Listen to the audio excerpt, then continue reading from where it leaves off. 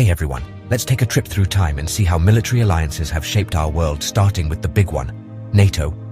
Now, NATO, or the North Atlantic Treaty Organization, kicked off in 1949, right after World War II. The world was tense, and countries like the US, UK, France, and others wanted to team up in case things went south with the Soviet Union. It was basically a you mess with one of us, you mess with all of us situation. That way, smaller countries could feel a little safer, knowing they had some muscle backing them up. But NATO wasn't alone.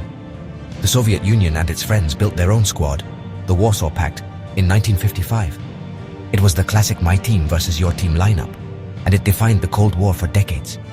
Fast forward to the 1990s. The Soviet Union collapses, the Warsaw Pact falls apart, and a lot of countries in Eastern Europe suddenly want in on the NATO club. NATO starts to grow, bringing in new members like Poland, Hungary, and the Czech Republic, all hoping to avoid old threats coming back. But alliances didn't stop there.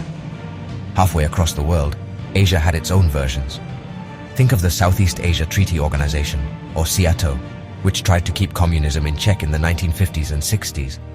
Even though SEATO didn't last, it showed how alliances were popping up everywhere, adapting to new challenges. In the 21st century, things got even more complicated. Terrorism, cyber attacks, and climate change made countries realize that threats aren't always about tanks and soldiers. New coalitions started forming. The US pulled together the Coalition of the Willing for Iraq in 2003.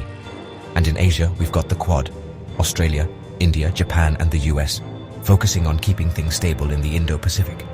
Meanwhile, Russia and China, feeling left out of some of these Western-led groups, started their own partnerships. The Shanghai Cooperation Organization, for instance, brings together China, Russia, and a few others to talk security, economics, and more. So what's the big picture? Military alliances started out as defense clubs against invaders or rivals, but now they're more about tackling global issues together. It's not just about soldiers anymore. It's about sharing intelligence, training together, and even working on things like cybersecurity and disaster response. But these alliances aren't perfect. Sometimes countries disagree or their interests change. NATO, for example, has had its share of arguments over who pays for what, or how to handle new threats. And newer coalitions, like those focused on the Indo-Pacific, are still figuring out how deep their cooperation should go. Here's the thing, as the world changes, alliances have to keep up. That means more partnerships, more flexibility, and sometimes some serious debates about who's in, who's out, and what everyone's willing to fight for. So, the next time you hear about NATO, the Quad, or any global coalition, remember, these alliances are living, breathing things. They've grown, split up, and evolved depending on the world's biggest problems. And they'll keep changing because no challenge ever stays the same for long. Thanks for watching. If you learned something new, don't forget to hit like and subscribe. See you next time.